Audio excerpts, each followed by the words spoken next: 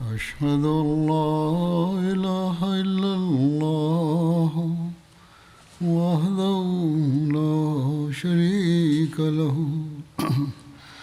وأشهد أن محمدا عبده ورسوله أما بعد فأعوذ بالله من الشيطان الرجيم بسم الله الرحمن الرحيم الحمد لله رب العالمين الرحمن الرحيم مالك يوم الدين إياك نعبد وإياك نستعين اهدنا الصراط المستقيم صراط الذين أنعمت عليهم غير المغضوب عليهم ولا الضالين.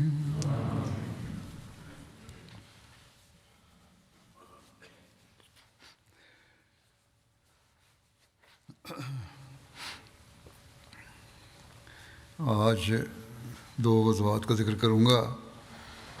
پہلے غزوے کا نام ہے غزوہ بدر الموعد، جو 4 ہجری میں ہوا. یہ غزوہ بدر الموعد، بدر الثانیہ، بدر الآخرہ اور بدر الصغریٰ کے ناموں سے معروف ہے. اس غزوے کے تاریخ کے متعلق مختلف قول ملتے ہیں. ابن ہشام اور ابن اسحاق کے مطابق حضرت صلی اللہ علیہ وسلم ماہ شعبان 4 ہجری میں بدر کی طرف روانہ ہوئے. واقعی کے مطابق یہ غزوہ 4 ہجری ذوالقعدہ کا چاند نظر آنے پر ہوا اور بدر میں 1 ذوالقعدہ سے 8 ذوالقعدہ تک بازار لگتا تھا. ایک روایت میں ذکر آتا ہے کہ آپ صلی اللہ علیہ وسلم شوال میں بدر کی طرف روانہ ہوئے تھے، یعنی مدینہ سے روانہ ہو کر حضرت صلی اللہ علیہ وسلم ذوالقعدہ کی چاند کی رات کو میدان بدر میں پہنچے. بہرحال ان تینوں اقوال کے مطابق یہ غزوہ 4 ہجری میں ہوا، البتہ مہینے میں اختلاف ہے. حضرت مرزا بشیر احمد صاحب نے بھی اس میں ضمن میں لکھا ہے کہ 4 ہجری میں جب شوال کے مہینے کا آخر آیا تو حضرت صلی اللہ علیہ وسلم 1,500 صحابہ کی جمعیت کو ساتھ لے کر مدینہ سے نکلے. اس غزوے کا سبب یہ ہے کہ ابو سفیان بن حرب جب غزوہ احد سے واپس پلٹا تو اس نے بآواز بلند کہا تھا کہ آئندہ سال ہماری اور تمہاری ملاقات بدر الصفراء کے مقام پر ہوگی. بدر کو بدر الصفراء بھی کہا جاتا ہے. ہم وہاں جنگ کریں گے. رسول اللہ صلی اللہ علیہ وسلم نے حضرت عمر کو فرمایا کہ اسے کہو کہ ہاں انشاءاللہ. علامہ بیضاوی نے لکھا ہے کہ نبی صلی اللہ علیہ وسلم نے خود جواب دیا تھا انشاءاللہ. بدر مکے اور مدینہ کے درمیان ایک مشہور کنواں ہے جو وادی صفراء اور جار مقام کے درمیان واقع ہے. بدر مدینہ کے جنوب مغرب میں 150 کلومیٹر کے فاصلے پر واقع ہے. یہ اس کی حدود جگہ کا ہے لوکیشن. زمانہ جاہلیت میں اس جگہ ہر سال یکم ذی قعدہ سے 8 روز تک ایک بڑا میلہ لگا کرتا تھا. کہنے کو تو ابو سفیان نے غرور میں آ کر یہ اعلان کر دیا تھا، لیکن اب جوں وعدے کا وقت قریب آ رہا تھا ابو سفیان مقابلے سے کترانے لگا تھا. لیکن ظاہر یوں کر رہا تھا کہ وہ ایک بہت بڑا لشکر لے کر آپ پر حملہ آور ہونے کی تیاری کر رہا ہے تاکہ یہ خبر اہل مدینہ تک پہنچ جائے اور عرب کے دیگر حصوں میں بھی پھیل جائے اور مسلمانوں کو اس سے خوف زدہ کیا جا سکے. اسی دوران بنو اشجع سے تعلق رکھنے والا ایک شخص نعیم بن مسعود مکے گیا. اس نے بعد میں اسلام بھی قبول کر لیا تھا. اس نے وہاں ابو سفیان سے ملاقات کی اور کہنے لگا کہ میں مکے سے اس غرض سے آیا ہوں مکے اس غرض سے آیا ہوں کہ تمہیں مسلمانوں کی تیاری کے متعلق آگاہ کروں۔ میں نے خود دیکھا ہے کہ ان کے پاس بے تحاشا اسلحہ، اونٹ اور گھوڑے ہیں، اور انہوں نے اپنے حلیف قبیلے کو بھی ساتھ ملا لیا۔ اب وہ بڑے زور و شور سے حملہ آور ہونے والے ہیں۔ دیکھو تم نے خود مقابلے کے لیے پکارا تھا، اب اس وعدے کا وقت قریب آ گیا ہے، لہذا تم میدان کارزار میں اپنے جوہر دکھاؤ۔ ابو سفیان بات ٹالتے ہوئے کہنے لگا کہ اے نعیم، تم جانتے ہو کہ ہمارے علاقے میں قحط سالی ہے، عرصہ دراز سے بارش نہیں ہوئی، پانی کے تالاب خشک ہیں، چراگاہوں میں مویشی اور سواری کے جانوروں کے لیے گھاس کا تنکا تک نہیں ہے، ہر طرف رزق کی تنگی ہے، لہذا عقل مندی اسی میں ہے کہ ہم یہ دن گزار لیں، اس کے لیے تم اہم کردار ادا کر سکتے ہو۔ مدد مانگی اس سے کہ تم مدینہ جا کر لوگوں کو ہمارے عزائم اور افرادی قوت کے متعلق بڑھا چڑھا کر معلومات دو اور اسے خوب مشہور کرو، تاکہ ہمارا بھرم بھی رہ جائے اور مسلمان خود ہی ڈر کے مارے بدر کی طرف نہ آئیں۔ نعیم نے کہا اس کے بدلے مجھے کیا دو گے؟ ابو سفیان نے 20 اونٹوں کی پیشکش کی جو نعیم نے بخوشی قبول کر لی اور کہا کہ یہ انعام سہیل بن عمر کے پاس سپرد کر دیا جائے، پھر میں اس کام کے لیے جاؤں گا۔ سہیل اس کا گہرا دوست تھا، اس کی یقین دہانی پر نعیم چلنے کے لیے تیار ہو گیا۔ اسے تیز رفتار اونٹ دیا گیا تاکہ اس منصوبے کو جلد از جلد عملی جامہ پہنایا جائے۔ نعیم نے رخت سفر باندھا اور مدینہ کی طرف چل پڑا۔ اس نے عمرہ کر کے سر مونڈ رکھا تھا، مدینہ کی طرف سرپٹ بھاگا جا رہا تھا۔ وہ فوراً مدینہ پہنچنا چاہتا تھا کہ کہیں اسلامی لشکر مدینہ سے چل نہ پڑے۔ چنانچہ جب وہ مدینہ پہنچا تو مسلمان بڑے جوش و خروش سے جہاد کی تیاری میں مصروف تھے۔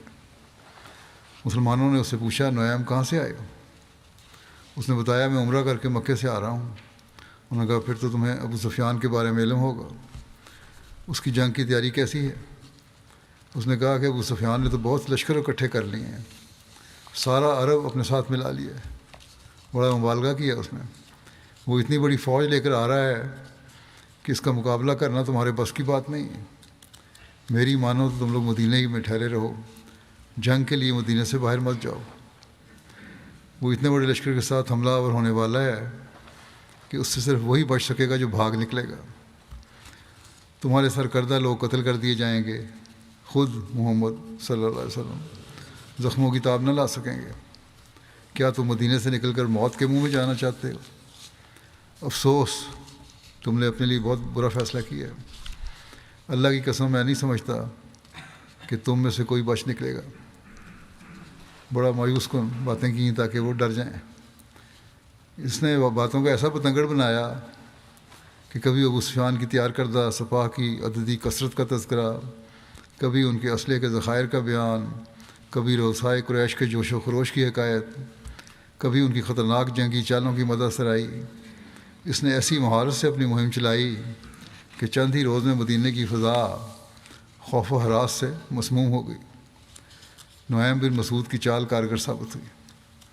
کمزور ایمان والے مسلمان اس کی افواہوں سے واقعی مرعوب ہو گئے، حتیٰ کہ جو بھی بات کرتا وہ نعیم بن مسعود کے قول کی تصدیق کرتا تھا۔ ہر مجلس میں ابو سفیان کے لشکر جرار اور خوفناک تیاری کا ذکر چھڑا ہوا تھا۔ مسلمانوں کی حالت دیکھ کر یہود اور منافقین خوشی سے پھولے نہیں سما رہے تھے اور ایک دوسرے کو یہ خوشخبری سنا رہے تھے کہ اب اسلام کے ماننے والوں کا وجود صفحہ ہستی سے مٹ جائے گا۔ مدینہ کی اس کیفیت کے وقت میں حضرت ابوبکر رضی اللہ عنہ اور حضرت عمر رضی اللہ عنہ رسول اکرم صلی اللہ علیہ وسلم کی خدمت میں حاضر ہوئے۔ انہوں نے عرض کی یا رسول اللہ، اللہ تعالیٰ اپنے دین کو غالب کرے گا، اپنے نبی صلی اللہ علیہ وسلم کو عزت دے گا۔ ہم نے قوم کے ساتھ وعدہ کیا تھا اور ہم اس کی خلاف ورزی پسند نہیں کرتے۔ وہ یعنی کفار اسے بزدلی شمار کریں گے اگر ہم وہاں نہ جائیں میدان میں۔ آپ صلی اللہ علیہ وسلم وعدے کے مطابق تشریف لے چلیں، بخدا اس میں ضرور بھلائی ہے۔ یہ جذبات سن کر آپ صلی اللہ علیہ وسلم بہت خوش ہوئے اور فرمایا والذی نفسی بیدہ لاخرجن وان لم یخرج معایا احد، اس ذات کی قسم جس کے ہاتھ میں میری جان ہے، میں ضرور نکلوں گا خواہ میرے ساتھ ایک فرد بھی نہ نکلے۔ مسلمانوں نے رسول اللہ صلی اللہ علیہ وسلم کا عزم اور ہمت اور حوصلہ دیکھا تو خوف و ہراس کی کیفیت ختم ہو گئی اور وہ جوش و خروش سے تیاری کرنے لگے۔ حضرت مرزا بشیر احمد صاحب نے بھی اس غزوے کے بارے میں لکھا ہے کہ غزوہ بدر الموعد کے بارے میں کہ ابو سفیان بن حرب باوجود احد کی فتح اور اتنی بڑی جمعیت کے ساتھ ہونے کے اس کا دل خائف تھا، اور اسلام کی تباہی کے درپے ہونے کے باوجود وہ چاہتا تھا کہ جب تک بہت زیادہ جمعیت کا انتظام نہ ہو جائے وہ مسلمانوں کے سامنے نہ ہو۔ چنانچہ ابھی وہ مکے میں ہی تھا کہ اس نے ایک شخص نعیم نامی کو جو ایک غیر جانبدار قبیلے سے تعلق رکھتا تھا مدینے کی طرف روانہ کر دیا اور اسے تاکید کی کہ جس طرح بھی ہو مسلمانوں کو ڈرا دھمکا کر اور جھوٹ سچ باتیں بنا کر جنگ سے نکلنے کے لیے باز رکھے۔ چنانچہ ایک شخص مدینے میں آیا اور قریش کی تیاری اور طاقت اور اس کے جوش و خروش کے جھوٹے قصے سنا کر اس نے مدینے میں ایک بے چینی کی حالت پیدا کر دی، حتیٰ کہ بعض کمزور طبیعت لوگ اس غزوے میں شامل ہونے سے خائف ہونے لگے۔ لیکن جب حضرت صلی اللہ علیہ وسلم نے نکلنے کی تحریک فرمائی اور آپ نے اپنی تقریر میں فرمایا کہ ہم نے کفار کے چیلنج کو قبول کر کے اس موقع پر نکلنے کا وعدہ کیا ہے، اس لیے ہم اس سے تخلف نہیں کر سکتے، اور خواہ مجھے اکیلا جانا پڑے میں جاؤں گا اور دشمن کے مقابلے پر اکیلا سینہ سپر ہوں گا۔ تو لوگوں کا خوف جاتا رہا اور بڑے جوش اور اخلاص کے ساتھ آپ کے ساتھ نکلنے کو تیار ہو گئے، دوبارہ تیاری شروع ہو گئی۔ بہرحال رسول اللہ صلی اللہ علیہ وسلم کو جب ابو سفیان کی لشکر کی تیاری کے بارے میں خبر ملی تو آپ صلی اللہ علیہ وسلم نے عبداللہ بن ابی بن سلول، جو رئیس المنافقین عبداللہ بن ابی کے مخلص اور جانصار بیٹے تھے، بڑے پکے مسلمان تھے، ان کو اپنے پیچھے مدینے کا امیر مقرر فرمایا۔ ایک روایت کے مطابق حضرت عبداللہ بن رواحہ کو امیر مقرر کیا۔ بہرحال ہو سکتا ہے کہ مختلف کاموں کے لیے دونوں کو منظم بنایا ہو، یا یہ بھی ہو سکتا ہے کہ راوی کو عبداللہ کے نام سے شبہ پڑ گیا ہو، کسی نے عبداللہ بن عبداللہ کہہ دیا اور کسی نے عبداللہ بن رواحہ کا ذکر کر دیا۔ پھر آپ صلی اللہ علیہ وسلم نے اپنا جھنڈا حضرت علی کو عطا فرمایا اور 1500 صحابہ کے ہمراہ بدر کی جانب روانہ ہوئے۔ اس لشکر میں 10 گھوڑ سوار تھے، ایک گھوڑا رسول اللہ صلی اللہ علیہ وسلم کے لیے تھا۔ اس کے علاوہ حضرت ابوبکر، حضرت عمر، حضرت ابو قتادہ، حضرت سعید بن زید، حضرت مقداد بن اسود، حضرت حباب بن منذر، حضرت زبیر بن عوام، حضرت عباد بن بشر کے پاس گھوڑے تھے۔ مسلمان اپنے تجارتی مال کے ساتھ بدر کی طرف نکلے۔ ذوالقعدہ کا چاند طلوع ہوا تو مسلمان میدان بدر میں پہنچ چکے تھے۔ دیکھا جائے تو مسلمان تو ابو سفیان کے ساتھ لڑائی اور مقابلے کے لیے جا رہے تھے، لیکن ان کا تجارتی مال اور اسباب ساتھ لے کر نکلنا ان کے اس عزم و ہمت اور یقین پر دلالت کرتا ہے، اور کوئی بعید نہیں کہ نبی اکرم صلی اللہ علیہ وسلم کے ہی ارشاد یا اشارے پر وہ تجارتی اموال لے کر نکلے ہوں کہ ابو سفیان یا تو مقابلے پر آئے گا نہیں، اور اگر آیا تو بری طرح شکست کھا کے بھاگ جائے گا۔ اور انہی تاریخوں میں وہاں جو میلہ لگا کرتا تھا، مسلمان وہاں خرید و فروخت کی تجارت کر کے فائدہ اٹھائیں گے، اور عملاً پھر ایسا ہی ہوا۔ حضرت صلی اللہ علیہ وسلم کے مطابق ابو سفیان کے انتظار میں بدر میں قیام فرما وسلم وعدہ کے مطابق ابو سفیان کے انتظار میں بدر میں قیام فرما تھے کہ مخشی بن عمرو زمری آپ کے پاس آیا۔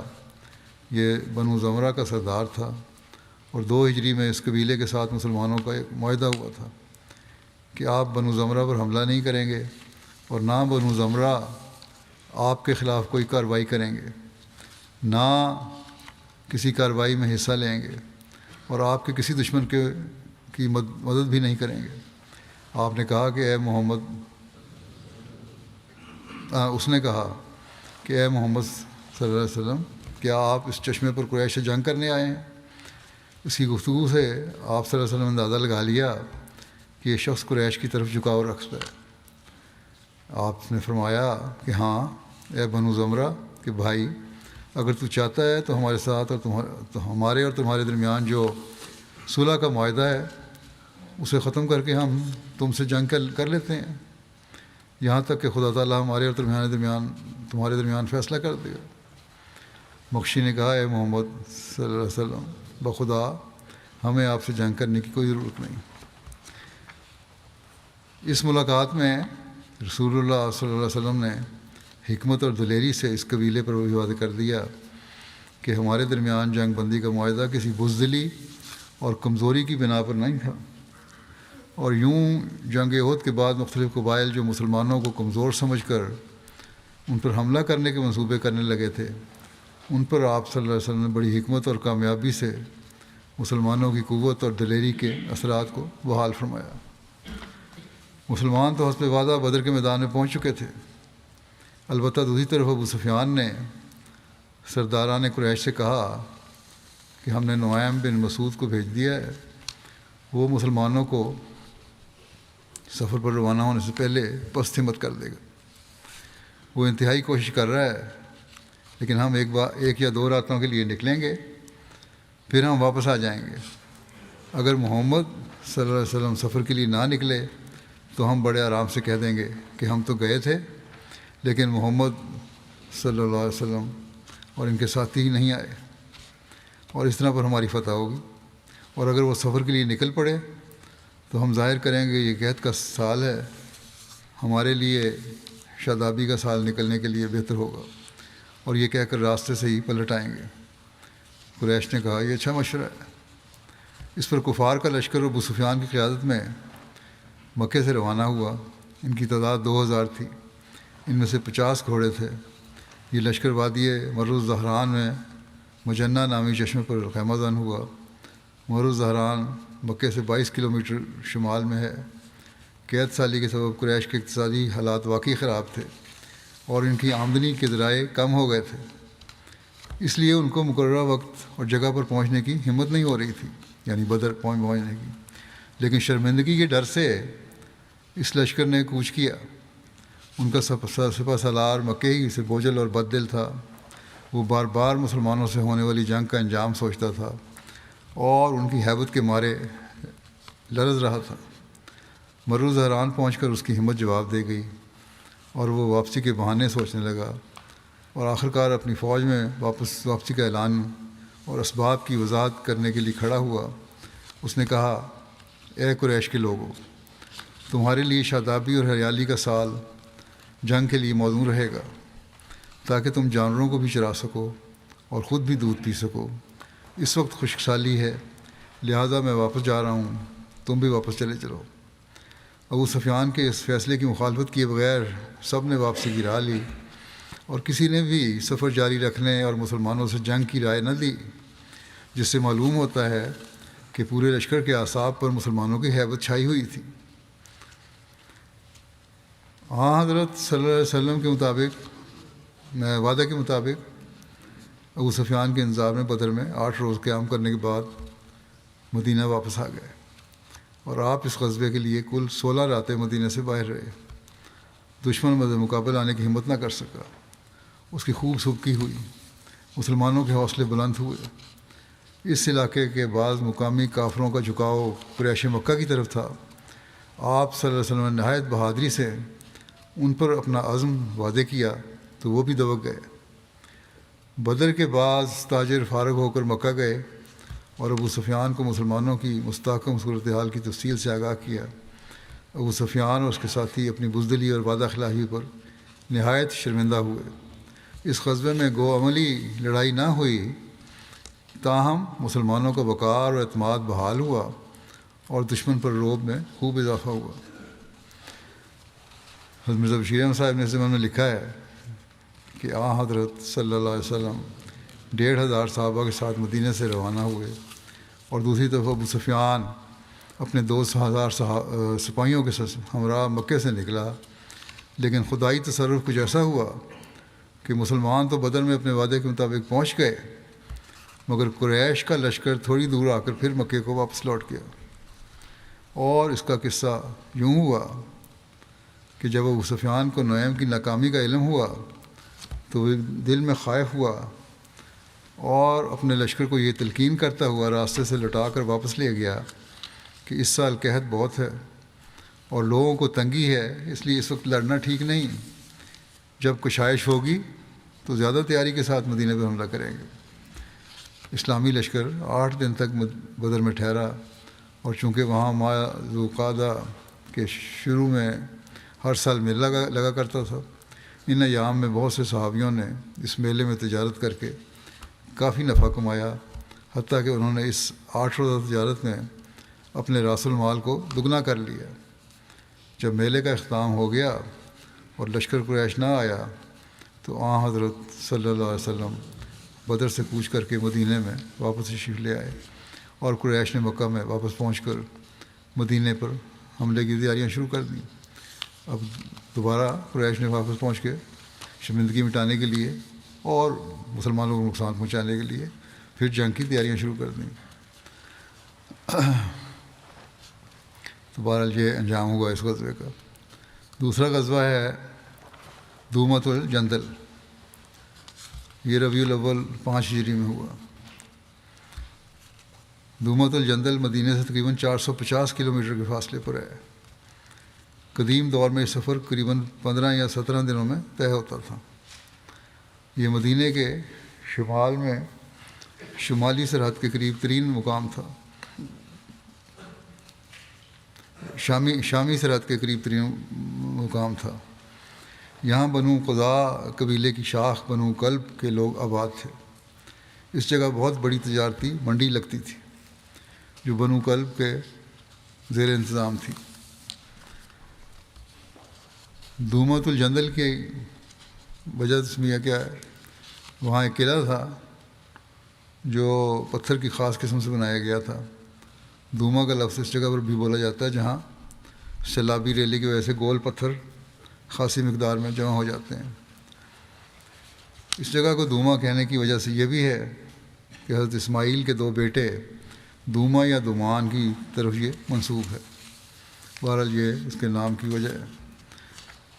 اس غزوے کی تاریخ اور لشکر کی تعداد کے بارے میں لکھا ہے کہ یہ غزوہ تمام مورخین اور سیرت نگاروں کے نزدیک 5 ہجری میں ربیع الاول کی 25 تاریخ کو ہوا تھا۔ اس کی وجہ کیا بنی؟ اس کے بارے میں لکھا ہے کہ ابھی تک مخالفین کے ساتھ جتنی جنگی مہمات ہوئیں وہ کم و بیش مدینہ اور حجاز کے علاقے تک ہی محدود تھیں، اور یہ پہلی مہم تھی کہ جو مدینہ سے دور کم و بیش 15 دنوں کی مسافت پر رومی سلطنت کے صوبہ شام کی سرحدوں کے قریب وقوع پذیر ہونے جا رہی تھی۔ اس کا پس منظر یہ ہے کہ مسلمانوں سے پے در پے شکست کھانے اور مسلمانوں کے بڑھتے ہوئے رعب کو محسوس کرتے ہوئے دشمنان دین کسی ایسے موقع کی تلاش میں تھے کہ اسلام اور مسلمانوں کو جڑ سے ہی ختم کر دیا جائے۔ اس پر عمل کرنے کے لیے مدینہ کے انتہائی شمال میں شام کی سرحد سے ملحق دومۃ الجندل کے گرد قبائل نے اسلامی ریاست کو چیلنج کرتے ہوئے ایک بڑا لشکر ترتیب دینا شروع کر دیا۔ چیلنج کیا انہوں نے کہ ہم حملہ کریں گے۔ یہ لوگ تجارتی قافلوں کو لوٹ لیتے تھے، صرف یہی صرف چیلنج نہیں تھا بلکہ ایک فساد بھی برپا کیا ہوا تھا انہوں نے کہ قافلوں کو لوٹتے تھے، جو مسلمان ہاتھ لگتا اسے اذیتیں دیتے تھے۔ رسول اللہ صلی اللہ علیہ وسلم کو دومۃ الجندل کے ان قبائل کی تمام حرکتوں کی خبر دی گئی تو فیصلہ ہوا کہ قبل اس کے کہ دومۃ الجندل کے قبائل کوئی بڑی فوج تیار کر کے مدینے پر چڑھائی کر دیں، بہتر ہے کہ ان کے علاقے میں پہنچ کر انہیں اس طرح بکھیر دیا جائے کہ وہ مدینے پر لشکر کشی سے باز رہیں اور تجارتی قافلے امن سے شام پہنچ سکیں۔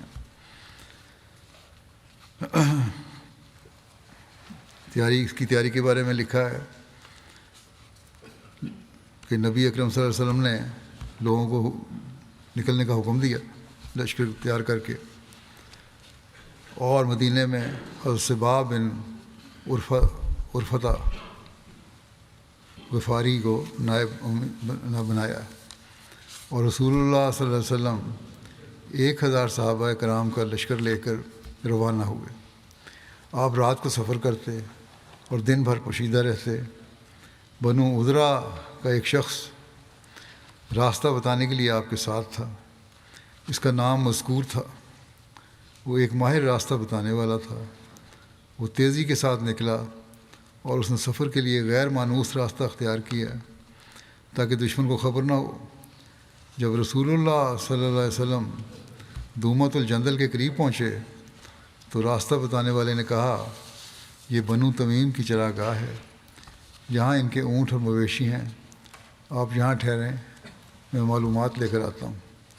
رسول اللہ صلی اللہ علیہ وسلم نے فرمایا، ٹھیک ہے۔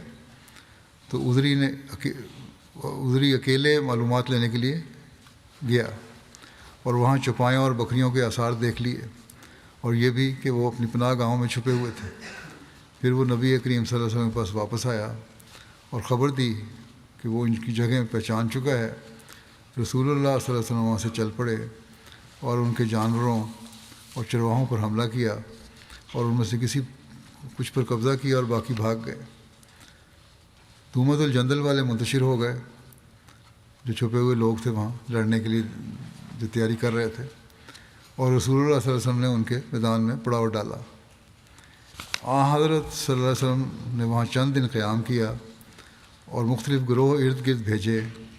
اسلامی دستے بحفاظت آپ کے پاس واپس پہنچے۔ ہر گروہ کچھ اونٹ لے کر آیا، لیکن انہیں کوئی آدمی نہ ملا۔ صرف حضرت محمد بن مسلمہ ان میں سے ایک آدمی کو پکڑ کر اپنے نبی کریم صلی اللہ علیہ وسلم کے پاس لے آئے۔ نبی کریم صلی اللہ علیہ وسلم نے اس سے اس کے ساتھیوں کے بارے میں دریافت فرمایا تو اس نے کہا کہ گزشتہ رات جب انہوں نے سنا کہ آپ نے ان کے جانور پکڑ لیے ہیں تو وہ بھاگ گئے۔ رسول اللہ صلی اللہ علیہ وسلم نے اسے اسلام کی دعوت دی تو وہ مسلمان ہو گیا۔ مرزا بشیر احمد صاحب نے بھی اس بارے میں لکھا ہے کہ غزوہ دومت الجندل کے بارے میں تحریر کرتے ہوئے کہ دومت الجندل شام کی سرحد کے قریب واقع تھا اور مدینے سے اس کا فاصلہ 15-16 دن کی مسافت سے کم نہ تھا۔ اس غزوے کی وجہ یہ ہوئی کہ حضرت صلی اللہ علیہ وسلم کو اطلاع موصول ہوئی کہ دومت الجندل میں بہت سے لوگ جمع ہو کر لوٹ مار کر رہے ہیں، اور جو مسافر یہ قافلہ وغیرہ وہاں سے گزرتا ہے اس پر حملہ کر کے اسے تنگ کرتے ہیں اور اس کا مال و متاع لوٹ لیتے ہیں۔ اور ساتھ ہی یہ بھی اندیشہ بھی پیدا ہوا کہ کہیں یہ لوگ مدینے کا رخ کر کے مسلمانوں کے لیے موجب پریشانی نہ ہوں، چونکہ حضرت صلی اللہ علیہ وسلم کی جنگی کارروائیوں کی ایک اہم غرض قیام امن بھی تھی۔ اصل مقصد آپ کا جنگی کارروائیوں کا امن کا قیام تھا۔ اس لیے باوجود اس کے کہ ان لوگوں کی اس لوٹ مار سے مدینہ کے مسلمانوں کو حقیقتاً کوئی زیادہ اندیشہ نہیں تھا، آپ نے صحابہ میں تحریک فرمائی کہ اس ڈاکہ زنی اور ظلم کے سلسلے کو روکنے کے لیے وہاں چلنا چاہیے۔ چنانچہ آپ صلی اللہ علیہ وسلم کی تحریک پر 1000 صحابی اس دور دراز کے تکلیف دہ سفر کو اختیار کر کے آپ کے ساتھ ہو لیے، اور آپ ہجرت کے 5ویں سال ماہ ربیع الاول میں مدینہ سے روانہ ہوئے اور 15-16 دن کی طویل اور پرعز مشقت مسافت طے کرنے کے بعد دومت الجندل کے قریب پہنچے، مگر وہاں جا کر معلوم ہوا کہ یہ لوگ مسلمانوں کی خبر پا کر ادھر ادھر منتشر ہو گئے تھے، اور گو حضرت صلی اللہ علیہ وسلم وہاں چند دن تک ٹھہرے اور آپ نے چھوٹے چھوٹے دستے بھی ادھر ادھر روانہ فرمائے تاکہ ان مفسدین کا کچھ پتہ چلے، مگر وہ کچھ ایسے لاپتہ ہوئے کہ ان کو کوئی سراغ نہیں ملا۔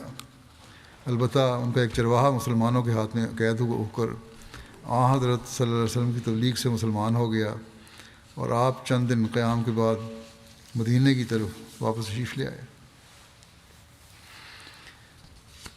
دومت الجندل سے واپسی کے بارے میں لکھا ہے کہ رسول اللہ صلی اللہ علیہ وسلم تقریباً 3 دن کے قیام کے بعد تمام لشکر کے ساتھ مدینہ کی طرف روانہ ہو کر 20 ربیع الثانی کو مدینہ واپس تشریف لے آئے۔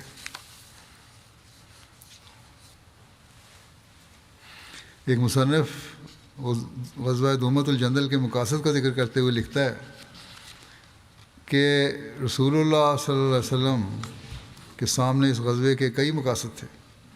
یہ بجائے خود جنگ نہ تھی، تاہم اسے جزیرہ نمائے عرب کے شمال تک کے حالات سے باخبر رہنے اور دیکھ بھال کا موقع میسر آیا. جزیرہ نمائے عرب میں قوت کے اصل مراکز کا کھوج بھی اس کے اہداف میں شامل تھا. اس کے ساتھ غزوہ دومۃ الجندل اپنے نتائج و ثمرات کے اعتبار سے بھی بہت مفید ثابت ہوا. سارا علاقے کا پتہ بھی لگ گیا، اور یہ مقصد تھا کہ علاقے کا پتہ لگ جائے اور جو ظلم ہو رہا ہے اس کو بھی دور کیا جائے. بہرحال لکھتا ہے کہ عملاً نہ ہونے والی یہ جنگ رحمت ربانی سے مسلمانوں کے لیے آئندہ کی فتح و نصرت کے نتائج سمیٹ رہی تھی. یہ ایک عسکری کارروائی تھی جو در حقیقت مستقبل کی ممکنہ جنگ کا سد باب تھی.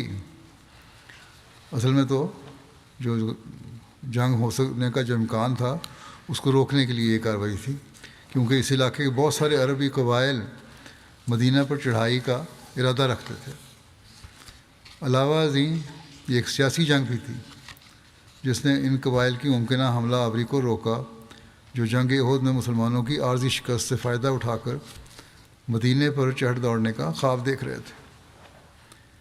اس جنگ کا ایک مقصد عربوں کی نفسیاتی مروبیت کو دور کرنا بھی تھا کہ وہ کبھی سلطنت روم سے جنگ نہیں کر سکتے. صرف ایک نہیں بلکہ عربوں کو یہ نفسیاتی جو اثر ان پہ قائم ہوا تھا کہ سلطنت روم سے ہم کبھی مقابلہ نہیں کر سکتے، وہ بھی دور ہو گیا اس کارروائی سے. انہیں عملاً یقین دہانی کرانی بھی مقصود تھی کہ ان کا پیغام عالمی ہے، صرف عرب تک محدود نہیں. یہ مسلمانوں کو یہ تسلی بھی کروا دی اس کارروائی نے. ان اچانک اور فیصلہ کن اقدامات اور حکیمانہ تدبیر پر مبنی منصوبوں کے ذریعے نبی صلی اللہ علیہ وسلم نے اسلامی ریاست میں امن و امان بحال کرنے اور صورتحال پر قابو پانے میں کامیابی حاصل کی اور وقت کی رفتار کا رخ مسلمانوں کے حق میں موڑ لیا اور مسلسل پیش آنے والی اندرونی اور بیرونی مشکلات کی شدت کم کی جو ہر جانب سے انہیں گھیرے ہوئے تھی. بہت سارے لوگ جو مخالفین تھے وہ بھی اس کارروائی سے باز آ گئے، اندرونی طور پر منافقین بھی اس سے باز آ گئے. چنانچہ منافقین خاموش اور مایوس ہو کر بیٹھ گئے، عرب کے بدو ڈھیلے پڑ گئے اور مسلمانوں کو اسلام پھیلانے اور رب العالمین کے پیغام کی تبلیغ کرنے کا موقع میسر آ گیا. حضرت مرزا بشیر احمد صاحب سیرت النبی کے موضوع پر جن کی بڑی گہری تحقیق ہے، وہ بھی اس کے بارے میں لکھتے ہیں کہ یہ غزوہ اس رنگ میں پہلا غزوہ تھا کہ اس کی غرض یا کم از کم بڑی غرض ملک میں امن کا قیام تھا. اہل دوما کا مسلمانوں کے ساتھ کوئی جھگڑا نہیں تھا. وہ مدینے سے اتنی دور تھے کہ ان کی طرف سے بظاہر یہ اندیشہ کسی حقیقی خطرے کا موجب نہیں ہو سکتا تھا کہ وہ اتنے لمبے سفر کی مصیبت برداشت کر کے مدینے میں مسلمانوں کی پریشانی کا موجب ہوں گے. بس ان کے مقابلے کے لیے 15-16 دن کی تکلیف دہ سفر اختیار کرنا حقیقتاً سوائے اس کے اور کسی غرض سے نہیں تھا کہ انہوں نے جو اپنے علاقے میں لوٹ مار کا سلسلہ جاری کر رکھا تھا اور بے گناہ قافلوں اور مسافروں کو تنگ کرتے تھے اس کا سدباب کیا جائے. بس مسلمانوں کا یہ سفر محض رفاع عام اور ملک کی مجموعی بہبودی کے لیے تھا جس میں ان کی اپنی کوئی غرض مد نظر نہیں تھی. اور یہ ایک عملی جواب ہے ان لوگوں کا جنہوں نے سراسر ظلم اور بے انصافی کے ساتھ مسلمانوں کی ابتدائی جنگی کارروائیوں کو جو انہوں نے حضرت صلی اللہ علیہ وسلم کے حکم کے ماتحت اختیار کی جارحانہ یا خود غرضانہ قرار دیا.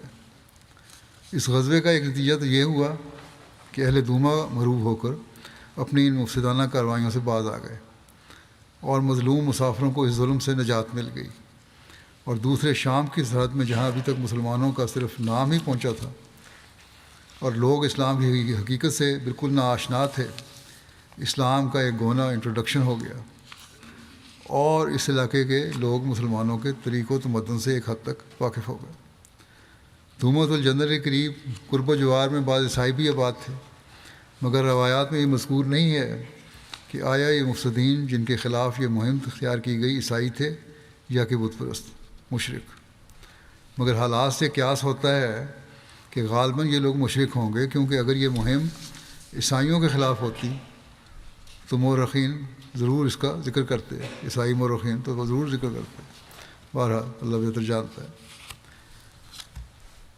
بہرحال ان غزوات سے بھی یہ ثابت ہوتا ہے کہ یہ غزوات دشمن کے شر کو روکنے اور ان کے اپنے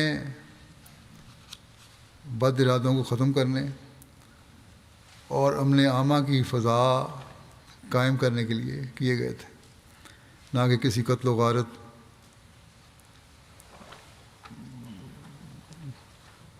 اور ناجائز تصرفات کے لیے اور امن برباد کرنے کے لیے۔ تو یہ جو الزام ہے اسلام پر، محمد رسول اللہ علیہ وسلم پر، یہ واقعات اس کی نفی کرتے ہیں، کیونکہ جنگ نہیں ہوئی تو آرام سے امن سے لوگ واپس بھی آ گئے اور کسی کو نقصان نہیں ہوا، اور علاقے میں عمومی طور پر مسلمانوں کی اس کارروائی سے امن بھی قائم ہو گیا۔ صرف مسلمانوں قافلوں کو نجات نہیں ملی ظلم سے، بلکہ دوسرے قافلوں کو بھی ملی۔ یہ دونوں واقع جو تھے غزوے، ان کا ذکر ختم ہوا۔ دعا کی طرف بھی توجہ دلانا چاہتا ہوں دوبارہ۔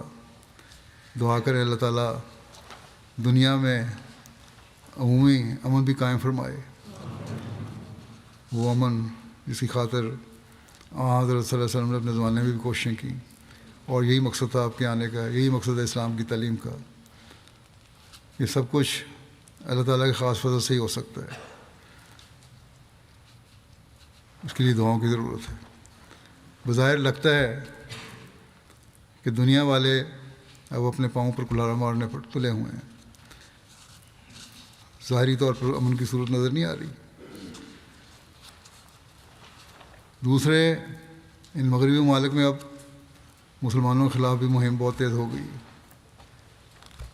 ہوگی، آئندہ خیال یہی ہے کہ اور مزید ہوگی۔ اس کے لیے بھی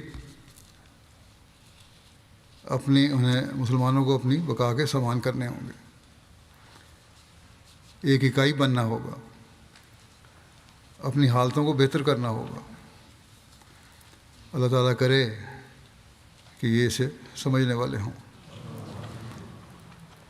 مسلمان ملکوں میں، سوڈان وغیرہ میں مسلمانوں پر ظلم کر رہے ہیں، اس کے لیے بھی دعا کریں، اللہ تعالیٰ انہیں بھی امن قائم کرنے کی توفیق دے۔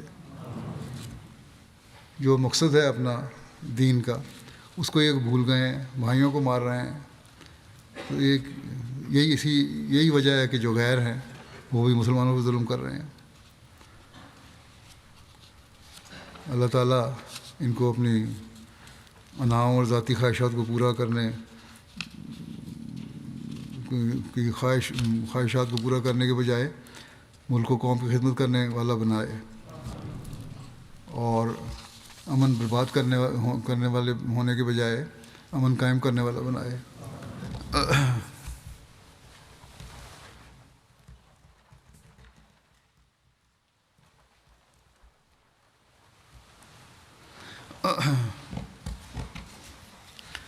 الحمد لله نحمده ونستعينه ونستغفره ونؤمن به ونتوكل عليه ونعوذ بالله من شرور أنفسنا ومن سيئات أعمالنا من يهده الله فلا مضل له ومن يضلل فلا هادي له ونشهد أن لا إله إلا الله ونشهد أن محمدا عبده ورسوله. عباد الله رحمكم الله، إن الله يأمر بالعدل والإحسان وإيتاء ذي القربى وينهى عن الفحشاء والمنكر والبغي يعظكم لعلكم تذكرون. اذكروا الله